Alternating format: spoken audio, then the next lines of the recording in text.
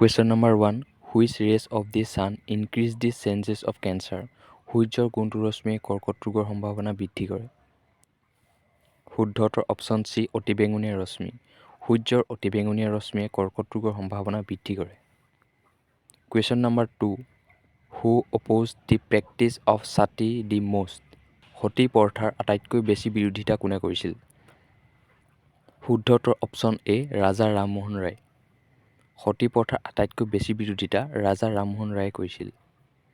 Question number 3.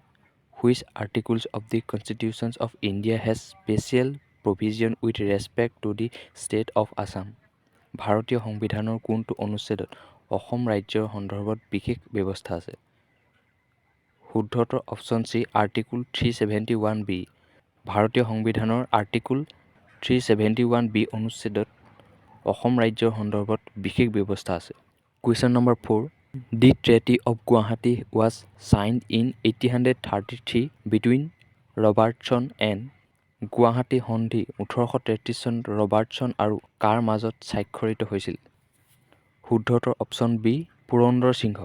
Guwahati সন্ধি 1833 চনত ৰবাৰ্টছন আৰু পুৰন্দৰ সিংহৰ মাজত স্বাক্ষৰিত হৈছিল। Question number 5. Which among the following is the confluence of Alaknanda and Mandakini? নিম্নলিখিত কোনটো অলকানন্দা আৰু মন্দাকিনী সংগম হয়? শুদ্ধতৰ অপশ্যন চি ৰুদ্ৰপৰাগ। ৰুদ্ৰপৰাগ অলকানন্দা আৰু মন্দাকিনী সংগম হয়। Question number 6. What is the Vedic name of Ravi river? ৰাভি নদীৰ বৈদিক নাম কি? শুদ্ধতৰ অপশ্যন বি পৰুষ্ণী। ৰবি নদীৰ বৈদিক নাম পৰুষ্ণী আছিল। Question number 7. The term cherry picking is used in which sport? Cherry picking শব্দ কোনবিধ খেলত ব্যৱহাৰ কৰা হয়? শুদ্ধতৰ অপশ্যন চি বাস্কেটবল। চেৰী পিকিং শব্দটো বাস্কেটবল খেলৰ সৈতে ব্যৱহাৰ কৰা হয়।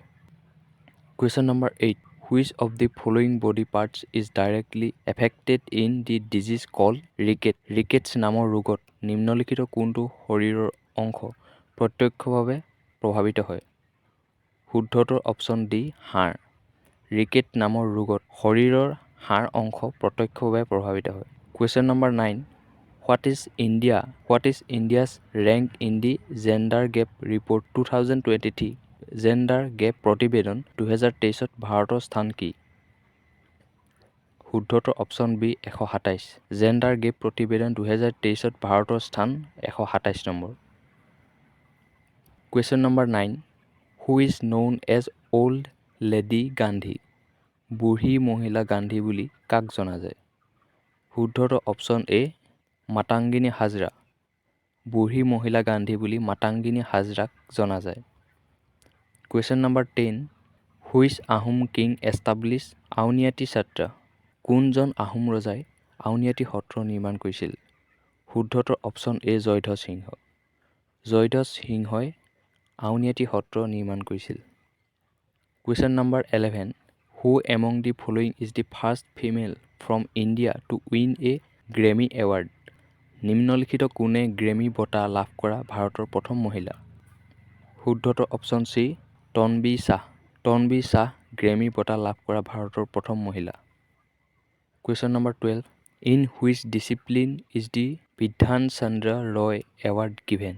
বিধান চন্দ্ৰ ৰয় বঁটা কোনটো শাখাত প্ৰদান কৰা হয়? শুদ্ধতৰ অপশ্যন এ ঔষধ। বিধান চন্দ্ৰ ৰয় বঁটা ঔষধ শাখাত প্ৰদান কৰা হয়। Question number 13. The author of অৰ্থশাস্ত্ৰ was অৰ্থশাস্ত্ৰৰ লেখক কোন আছিল? শুদ্ধতৰ অপশ্যন চি কৌটিল্য। অৰ্থশাস্ত্ৰৰ লেখক কৌটিল্য আছিল। Question number 14. Who is the author of the book Wealth of Nations? Wealth of Nation নামৰ কিতাপখনৰ লেখক কোন?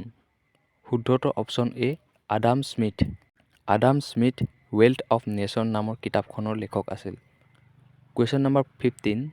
Who is called the father of economics? কাক অৰ্থনীতিৰ জনক বুলি কোৱা হয়? শুদ্ধতৰ option C Adam Smith. Adam স্মিথক অৰ্থনীতিৰ জনক বুলি জনা যায়। Question number 16. Who started the শুদ্ধি মুভমেণ্ট ইন ইণ্ডিয়া? ভাৰতৰ শুদ্ধি আন্দোলন কোনে আৰম্ভ কৰিছিল? শুদ্ধতৰ অপশ্যন চি স্বামী দয়ানন্দ সৰস্বতী।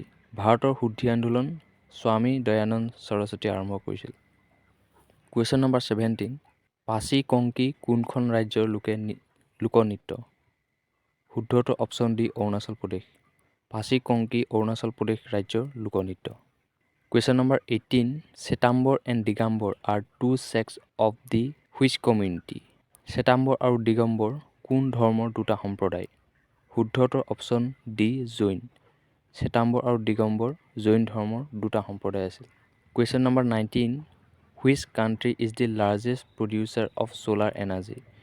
কোনখন দেশ সৌৰশক্তিৰ সৰ্ববৃহৎ উৎপাদক? শুদ্ধটোৰ অপশ্যন এ চীন। চীন সৌৰশক্তিৰ সৰ্ববৃহৎ উৎপাদক।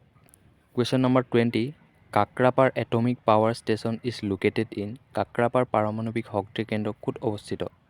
শুদ্ধটোৰ অপশ্যন ডি গুজৰাট। কাক্ৰাপাৰ পাৰমাণৱিক শক্তি গুজৰাটত অৱস্থিত। আজি ইমানেই আছিল। যদি ভিডিঅ'টো চাই ভাল লাগিলে এটা লাইক কৰি দিবা, আৰু যদি মোৰ চেনেলটোত তোমালোক নতুন তেনেহ'লে প্লিজ চেনেলটো ছাবস্ক্ৰাইব কৰি থবা। আকৌ এটা নতুন ভিডিঅ'ৰ সৈতে সকলোকে লগ পাম। আজিলৈ ধন্যবাদ জনালোঁ সকলোকে। Thank U.